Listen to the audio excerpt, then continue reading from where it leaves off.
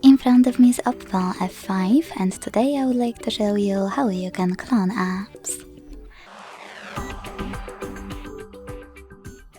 Begin by opening settings and scrolling to hit clone apps over here. Now tap on one of your available apps you wish to clone and click on gray switcher next to enable app cloning. Then select rename cloned app and rename it however you wish to.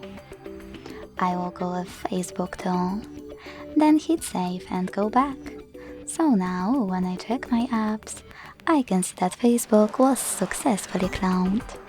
To delete this clone, go back to the same settings and use no green switcher. Then confirm your choice in the pop-up.